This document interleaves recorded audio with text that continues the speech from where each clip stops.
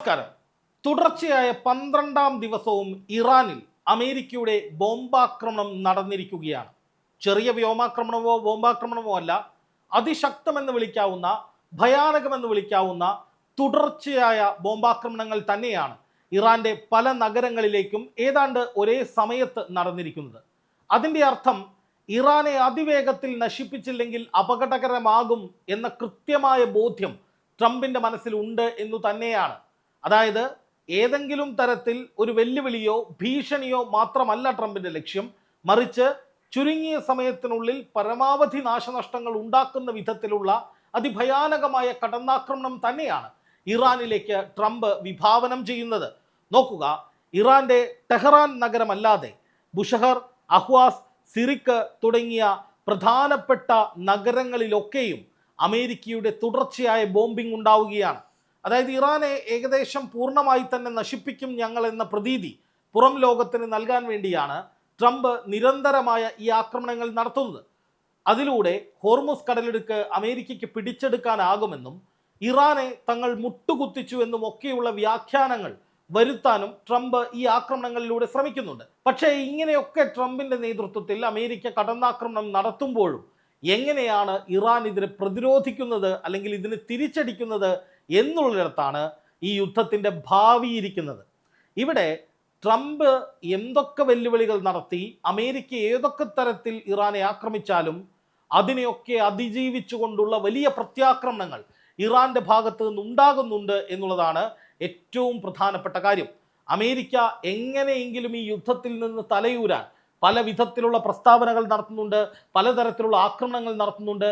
പക്ഷേ അമേരിക്കയെ യുദ്ധത്തിൽ നിന്ന് പുറത്തിറക്കാൻ കഴിയാത്ത വിധം ലോക്ക് ചെയ്തുകൊണ്ട് ഹോർമുസ് കടലിടുക്ക് തങ്ങളുടേതു തന്നെയാണ് എന്ന് പ്രഖ്യാപിച്ചുകൊണ്ട് ഇറാൻ അതിവിദഗ്ധമായി ഈ യുദ്ധത്തിൻ്റെ മുഴുവൻ നിയന്ത്രണവും ഏറ്റെടുത്ത് യുദ്ധവിജയം ഞങ്ങൾക്കു തന്നെയാണ് എന്ന് തെളിയിക്കുന്ന ഘട്ടത്തിലേക്ക് കടക്കുന്നു എന്നുള്ളതാണ് ഏറ്റവും പ്രധാനപ്പെട്ട വസ്തുത. നോക്കുക, ഇറാന്റെ തുടക്കം മുതൽ ഈ യുദ്ധത്തോടുള്ള നിലപാട് അല്ലെങ്കിൽ ഇറാൻ ഇപ്പോൾ പ്രഖ്യാപിക്കുന്ന പ്രഖ്യാപനങ്ങൾ അതൊക്കെ തിരിച്ച് ഇറാനു നേരെ തന്നെ പ്രയോഗിക്കുന്ന ഒരു പ്രത്യേകതരം അവസ്ഥയിലേക്കാണ് അമേരിക്ക ഇപ്പോൾ എത്തിയിരിക്കുന്നത്. അല്പസമയം മുമ്പ് American state secretary Marco Rubio ഒരു പ്രധാനപ്പെട്ട പ്രസ്താവന നടത്തി.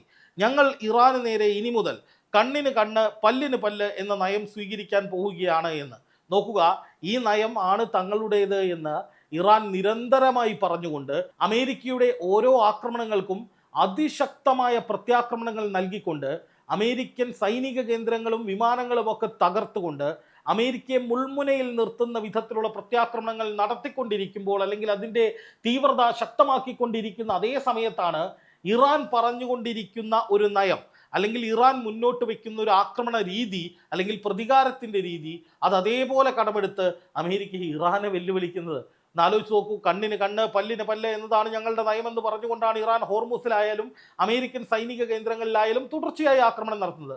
ഇതേ രീതിയിൽ തന്നെയാണ് ഞങ്ങളും ഇടപെടാൻ പോകുന്നത് എന്ന് പറഞ്ഞ് ഇറാനേക്കാൾ മുകളിലാണ് തങ്ങൾ, അല്ലെങ്കിൽ ഇറാനെ അതേ രീതിയിൽ തന്നെ തിരിച്ചടിക്കുന്നവരാണ് ഞങ്ങൾ എന്ന പ്രതീതി ഉണ്ടാക്കാൻ അമേരിക്ക ശ്രമിക്കുകയാണ്. പക്ഷേ മാർക്കോ റൂബിയോയുടെ അടക്കം മറുപടികൾക്ക് അല്ലെങ്കിൽ ഇത്തരം പ്രഖ്യാപനങ്ങൾക്ക് കനത്ത തിരിച്ചടി നൽകുന്ന വിധത്തിൽ ഇപ്പോൾ ഇറാന്റെ വിദേശകാര്യമന്ത്രി അബ്ബാസ് അരാങ്ചിയും അതുപോലെ തന്നെ ഇറാന്റെ പാർലമെന്റ് സ്പീക്കർ മുഹമ്മദ് ബാഗർ കാലിബാഫും രംഗത്തെത്തിയിട്ടുണ്ട്.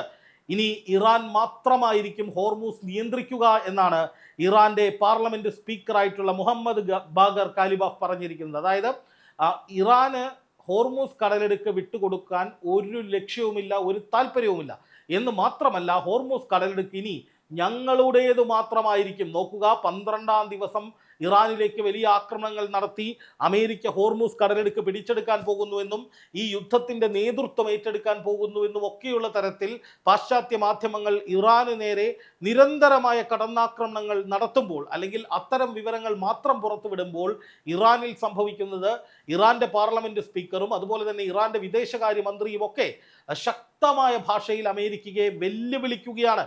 ഇതിൽ ഏറ്റവും വലിയ വെല്ലുവിളി എന്താണ്? അതാണ് നമ്മൾ കാണേണ്ട ഏറ്റവും പ്രധാനപ്പെട്ട വസ്തുത. വെല്ലുവിളി എന്ന് പറയുന്നത് ട്രംപിൻ്റെ ഏറ്റവും വലിയൊരു സ്വപ്നം അത് തച്ച് തകർക്കുന്ന വിധത്തിൽ കൃത്യമായ നിലപാട് പ്രഖ്യാപിക്കുകയാണ് ഇറാൻ എന്ന് മാത്രമല്ല, ഹോർമുസ് ജന്മത്ത് നിങ്ങൾക്ക് കിട്ടാൻ പോകുന്നില്ല, കടൽ ഗതാഗതം അല്ലെങ്കിൽ കടലിലൂടെയുള്ള കപ്പൽ ഗതാഗതം, പ്രധാനപ്പെട്ട രണ്ട് പ്രധാനപ്പെട്ട കപ്പൽ പാതകൾ, ഇത് മുഴുവൻ ഞങ്ങളുടെ അണ്ടറിൽ തന്നെയാണ് അല്ലെങ്കിൽ ഞങ്ങളുടെ കയ്യിൽ തന്നെയാണെന്ന് ഉറപ്പിച്ചു പറയുന്ന വിധത്തിൽ വ്യാപകമായി ഹോർമുസിലേക്ക് ഇറാൻ ആക്രമണം നടത്തിയിരിക്കുന്നു.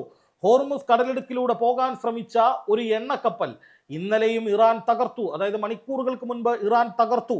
ആ കപ്പലിന് തീ പിടിച്ചു എന്ന് അമേരിക്ക സ്ഥിരീകരിച്ചു. നോക്കുക, ഹോർമുസിലെ ഇറാന്റെ സാന്നിധ്യം ഒഴിപ്പിക്കുകയും ഹോർമുസ് സ്വതന്ത്രമായി തുറന്നു കൊടുക്കുകയും ചെയ്തു എന്നൊക്കെ പറഞ്ഞ അമേരിക്ക തൊട്ടടുത്ത മണിക്കൂറിൽ അവിടെ ഒരു കപ്പൽ ഇറാൻ കത്തിച്ചിട്ടുണ്ട് എന്ന് സ്ഥിരീകരിക്കുകയാണ്. അതായത് ഇറാൻ ചെയ്തു കൂട്ടുന്ന ഹോർമുസിൽ ചെയ്യുന്ന ആക്രമണങ്ങൾ, ഇറാൻ ഹോർമുസ് കടലിടുക്കിൽ നടത്തുന്ന മിന്നൽ ആക്രമണങ്ങൾ, ഇതൊക്കെ സ്ഥിരീകരിക്കുന്ന ജോലി എന്ന ഗതികെട്ട അവസ്ഥയിലേക്ക് അമേരിക്കൻ സേന എത്തുന്നു, ട്രംപ് എത്തുന്നു എന്ന് പറയുമ്പോൾ ഈ യുദ്ധത്തിൽ അമേരിക്കയ്ക്ക് എത്ര വലിയ തിരിച്ചടിയാണ് ഉണ്ടായിരിക്കുന്നത് എന്ന് ആലോചിച്ച് നോക്കൂ.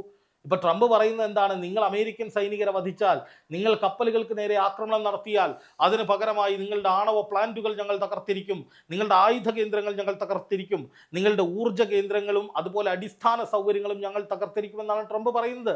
അത്തരത്തിൽ ചില ആക്രമണങ്ങൾ 2 ദിവസം മുമ്പ് ഉണ്ടാവുകയും ചെയ്തു.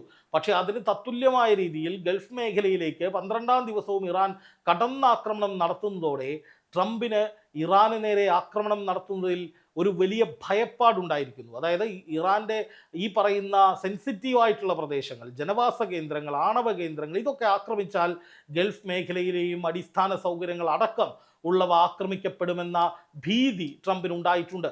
കാരണം ഗൾഫ് മേഖലയിൽ അത്തരത്തിൽ ആക്രമണങ്ങൾ ഉണ്ടായാൽ ഗൾഫ് രാജ്യങ്ങൾ അമേരിക്കയുടെ മേലായിരിക്കും ശക്തമായ സമ്മർദ്ദം ചെലുത്തുക. ഒടുവിൽ തോൽവി സമ്മതിച്ച് ഏകപക്ഷീയമായി യുദ്ധത്തിൽ നിന്ന് പിന്മാറുകയോ അല്ലെങ്കിൽ ഇറാൻ പറയുന്നതെല്ലാം അംഗീകരിച്ചുകൊണ്ടുള്ള ഒരു കരാർ ഉണ്ടാക്കി പിന്തിരിഞ്ഞു പോവുകയോ ഒക്കെ വേണ്ടിവരും ട്രംപിന്. അപ്പോൾ അതുകൊണ്ട് ഒരു കാരണവശാലും ഗൾഫ് മേഖലയിലെ അടിസ്ഥാന സൗകര്യങ്ങളും ജനവാസ കേന്ദ്രങ്ങളും ആക്രമിക്കപ്പെടുന്നൊരവസ്ഥയിലേക്ക് കാര്യങ്ങളെ എത്തിക്കാൻ ട്രംപും താല്പര്യപ്പെടുന്നില്ല. ഗൾഫ് രാജ്യങ്ങളിലെ സൈനിക കേന്ദ്രങ്ങളിലേക്ക് ആക്രമണം ഉണ്ടാകുന്നതും ട്രംപിനെ സംബന്ധിച്ച് ഒരു പരിധി കഴിഞ്ഞാൽ പിടിച്ചു നിൽക്കാൻ കഴിയാത്ത അവസ്ഥയിലേക്ക് കാര്യങ്ങളെ എത്തിക്കും. കാരണം ലക്ഷക്കണക്കിന് കോടി ഡോളറാണ് ഇതോടകം അമേരിക്കയ്ക്ക് നഷ്ടമായിരിക്കുന്നത് എന്നതിൻ്റെ പല കണക്കുകളും പുറത്തു വന്നു കഴിഞ്ഞു. ഈ യുദ്ധത്തിൽ എന്തെങ്കിലും നേട്ടം ഉണ്ടാകുമോ എന്ന കാര്യത്തിൽ ഇപ്പോഴും ട്രംപിന് വലിയ സ്ഥിരീകരണമൊന്നുമില്ല. കാരണം എന്താണ്? ഹോർമുസ് കടലിടുക്ക് ഞങ്ങൾ പിടിച്ചെടുക്കുമെന്ന് ട്രംപ് പറയാൻ തുടങ്ങിയിട്ട് മാസങ്ങളായി. ഹോർമുസ് കടലിടുക്കിന് എൻ്റെ പേരിടുമെന്ന് പറഞ്ഞുകൊണ്ടാണ് ട്രംപ് യുദ്ധം തുടങ്ങിയത്. ഹോർമുസിലൂടെ കപ്പലുകൾക്ക് സ്വതന്ത്രമായി പോകാം, ഞങ്ങൾ സംരക്ഷണം തരാമെന്ന് പറഞ്ഞിട്ട് 10ഓളം കപ്പലുകൾക്ക് നേരെ തുടർച്ചയായി ഈ ചുരുങ്ങിയ ദിവസങ്ങൾ കൊണ്ട് ഇറാൻ ആക്രമണം നടത്തി. ഇതിനെയൊന്നും പ്രതിരോധിക്കാനോ അല്ലെങ്കിൽ ഹോർമുസ് വഴി കടന്നു പോകാൻ ഇറങ്ങി പുറപ്പെടുന്ന കപ്പലുകൾക്ക് കൃത്യമായി സുരക്ഷ നൽകാനോ ഒന്നും അമേരിക്കയ്ക്ക് കഴിയുന്നില്ല. അതേസമയം കടലിൽ വലിയ തോതിലുള്ള ആക്രമണങ്ങൾ ഇറാൻ ശക്തമാക്കുന്നു. ഒപ്പം ഹൂത്തികൾ സൗദിക്കെതിരെ അടക്കം രംഗത്ത് വരുന്ന സാഹചര്യം ഉണ്ടായി എന്നാണ് ഇപ്പോൾ പുറത്തു വരുന്ന റിപ്പോർട്ട്. അതായത് യമനിലെ ഹൂത്തികൾ പറയുന്നത്, ഞങ്ങൾ ശക്തമായ നിലയിൽ ഇറാൻ അനുകൂലമായി മേഖലയിൽ നിലകൊള്ളുമെന്നാണ്. ഇക്കഴിഞ്ഞ മണിക്കൂറുകളിൽ ആക്രമിക്കപ്പെട്ട എണ്ണക്കപ്പൽ സൗദി അറേബ്യയുടേതാണ് എന്നാണ് പുറത്തു വരുന്ന വിവരം. അപ്പോൾ ഒന്ന് ആലോചിച്ച് നോക്കുക, ഹൂത്തികൾ ഒരു വശത്ത് ചെങ്കടൽ, ബാബൽ മന്ദബ് കടലിടുക്ക്, സൂയസ് കനാൽ, ഇതെല്ലാം ചേരുന്ന ആ പ്രദേശം മുഴുവനായി ഹൂത്തികൾ കൈയടക്കുന്നു. ഇപ്പുറത്ത് അവിടെ ആക്രമണങ്ങളും നടത്താൻ പുറപ്പെടുന്നു. ഇപ്പുറത്ത് ഈ പറയുന്ന ഹോർമുസ് കടലിടുക്ക് ഇറാന്റെ കയ്യിൽ, അതിലൂടെ പോകുന്ന കപ്പലുകൾ ഇറാനും ആക്രമിക്കുന്നു. അപ്പോൾ ലോക കപ്പൽ ഗതാഗതത്തിൻ്റെ പകുതിക്കടുത്ത് വരുന്ന കപ്പൽ ഗതാഗതം കടന്നു പോകുന്ന 2 പ്രധാനപ്പെട്ട കടലിടുക്കുകൾ പൂർണ്ണമായി അടച്ചുപൂട്ടപ്പെടുന്ന അവസ്ഥ, അതിലേ പോകുന്ന കപ്പലുകൾക്ക് നേരെ ശക്തമായ ആക്രമണങ്ങൾ നടത്തുന്ന അവസ്ഥ, അതും ഇറാനും ഇറാൻ്റെ ഏറ്റവും പ്രധാനപ്പെട്ട പ്രോക്സി ഗ്രൂപ്പായ ഹൂത്തികളും ചേർന്ന് ആ വിധത്തിലുള്ള ആക്രമണങ്ങൾ നടത്തുമ്പോൾ അതിനെ പ്രതിരോധിക്കാൻ കഴിയാത്ത അവസ്ഥയിലേക്ക് ട്രംപ് പോവുകയാണ്. ഏതെങ്കിലും ഒരു കപ്പലിന് നേരെയുണ്ടായ ആക്രമണം അമേരിക്ക ചെറുത്തതായോ അല്ലെങ്കിൽ ഏതെങ്കിലും കപ്പലുകൾ സുരക്ഷിതമായി ഈ കടൽപാതയിലൂടെ അമേരിക്ക ഇറാന്റെ കണ്ണു വെട്ടിച്ചോ അല്ലെങ്കിൽ ഇറാനെ വെല്ലുവിളിച്ചോ കൊണ്ടുപോയതായോ ഇതുവരെ വാർത്തകൾ വന്നിട്ടില്ല. അപ്പോൾ സ്വാഭാവികമായിട്ട് ഇറാനിലേക്ക് ഓരോ ആക്രമണങ്ങൾ നടക്കുമ്പോഴും മറുവശത്ത് ഇറാൻ അതിനൊക്കെ ശക്തമായ തിരിച്ചടികൾ പല രൂപത്തിൽ നൽകുന്നുണ്ട് എന്നുള്ളതാണ് നമ്മൾ കാണേണ്ടത്. അപ്പോൾ കടലിൽ തീമഴ പെയ്യിക്കുന്ന ഇറാൻ്റെ ആ പോരാട്ട വീര്യം അവർ തുടരുന്നിടത്തോളം കാലം ട്രംപിനെ സംബന്ധിച്ച് മുന്നോട്ട് പോകാൻ കഴിയില്ല എന്നുള്ളതാണ് ഇതിൽ നമ്മൾ മനസ്സിലാക്കേണ്ട ഏറ്റവും പ്രധാനപ്പെട്ട കാര്യം.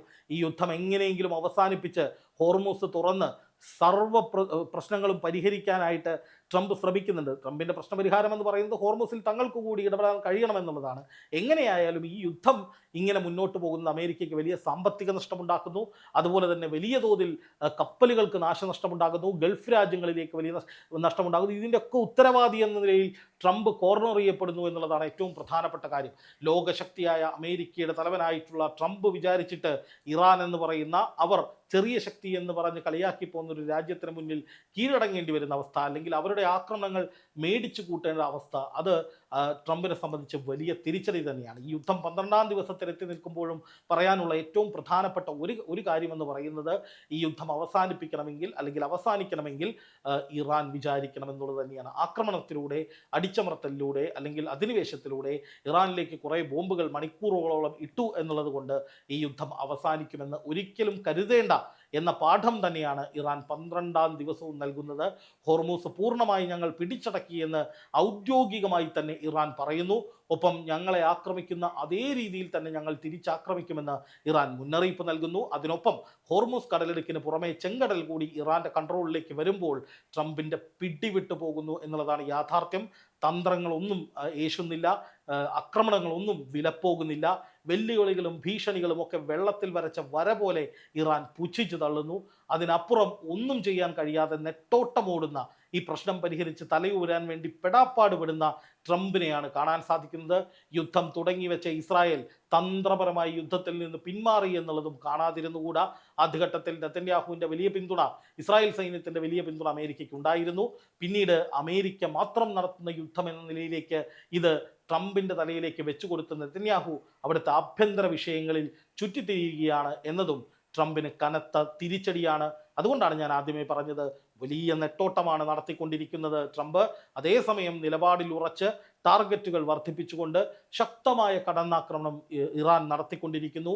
കടലുകൾ പിടിച്ചെടുത്ത്, കടൽപ്പാതകൾ പിടിച്ചെടുത്ത്, കപ്പലുകൾ ചുട്ടരിച്ച് കടലിൽ തീമഴ പെയ്യിക്കുന്ന ഇറാനെ തടയാനോ തിരിച്ചടിക്കാനോ കഴിയാതെ, ഫലപ്രദമായി പ്രതിരോധിക്കാൻ പോലുമാകാതെ ട്രംപ് വെള്ളം കുടിക്കുകയാണ് എന്നതാണ് ഇപ്പോൾ നമ്മൾ പറയേണ്ട ഏറ്റവും പ്രധാനപ്പെട്ട വസ്തുത.